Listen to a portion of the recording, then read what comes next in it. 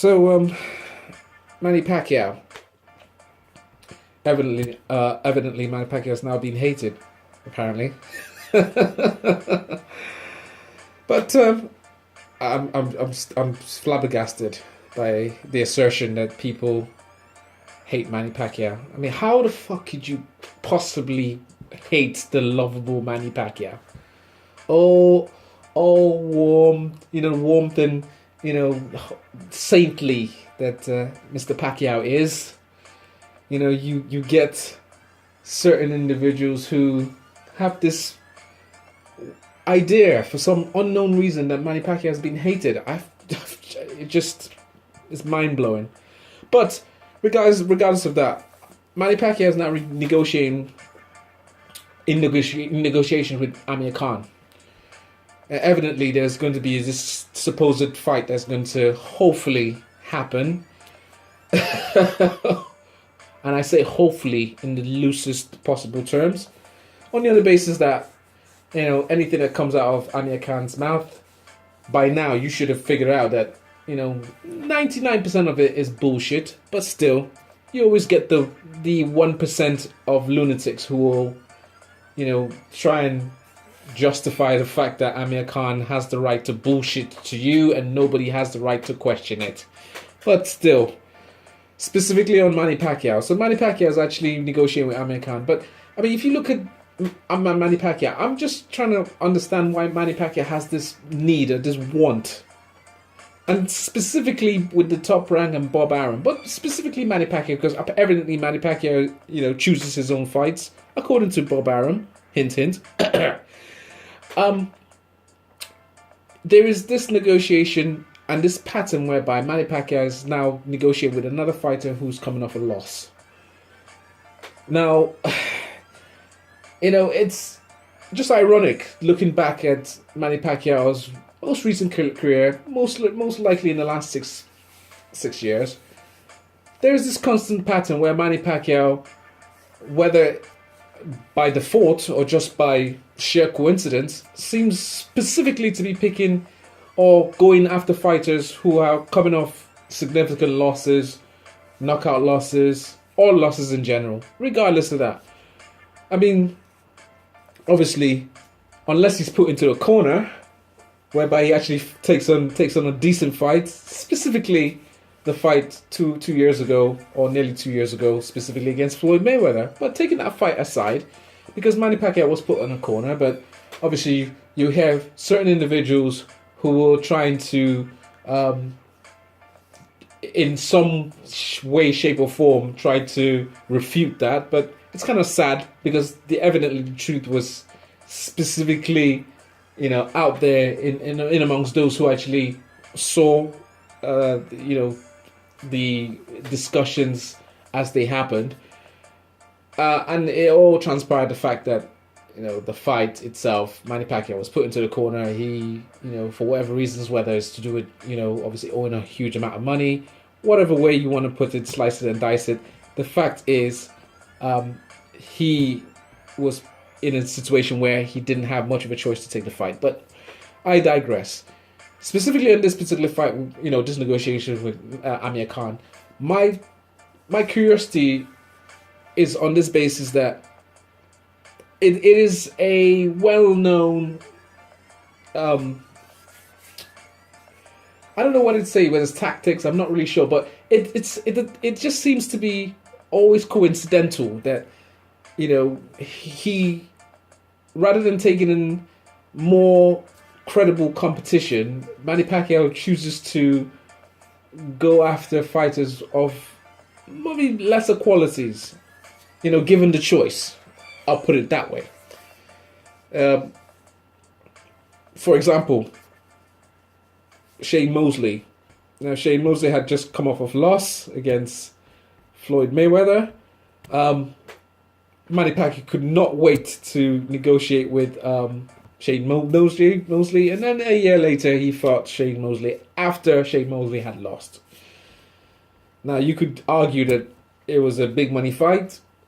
I could argue that at a particular point in time, Shane Mosley could have chosen to fight somebody else, But obviously, inevitably, it all comes down to the fact that Manny Pacquiao had chosen to fight Shane Mosley at that point in time. So it just seems interesting that, for me specifically, it would have been much more.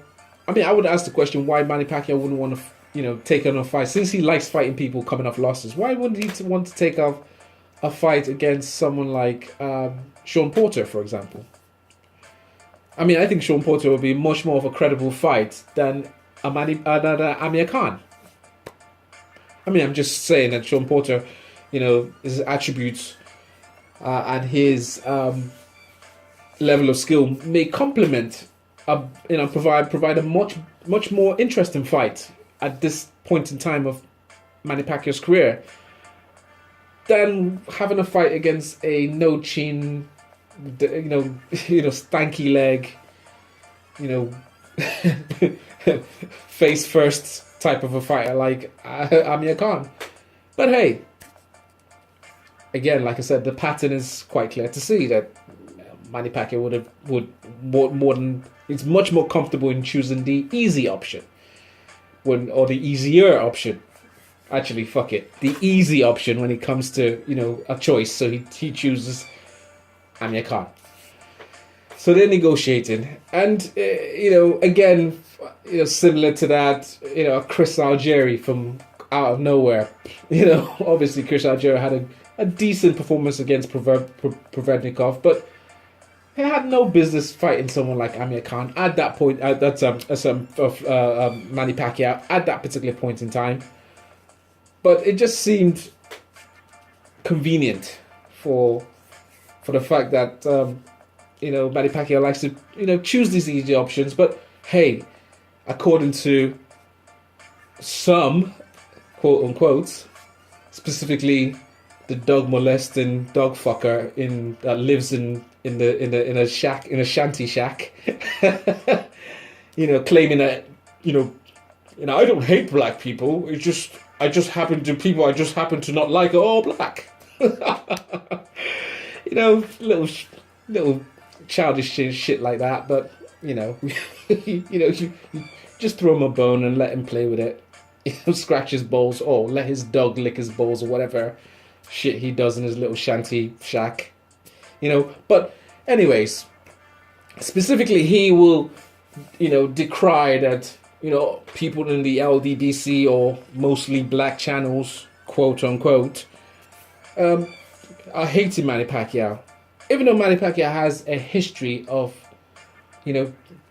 basically choosing the easy option, apart from when he's put in a corner. So you can't come out and say, well, what about Floyd Mayweather?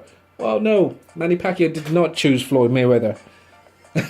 Floyd Mayweather, after so much derision from the fuckboys, specifically in Manny Pacquiao's camp, and you cannot dispute that, those particular fuckboys cried and complained and moaned for years. Hence, Floyd Mayweather gave them the fight. But anyway, this is not specifically about that. This is specifically about Manny Pacquiao's own insistence of picking the easy option. So I say to Manny Pacquiao, there is nowhere in the world you can get any sort of credit by fighting an Amir Khan. Absolutely none. Why? Specifically for this. Amir Khan is coming off a big loss. Amir Khan is inactive. Amir Khan is a fuckboy's dream. Amir Khan whines and moans and complains. Amir Khan bullshits. Amir Khan's not a great fighter. Do I need to carry on? And I haven't even come to even discuss Manny Pacquiao, but that's just the point.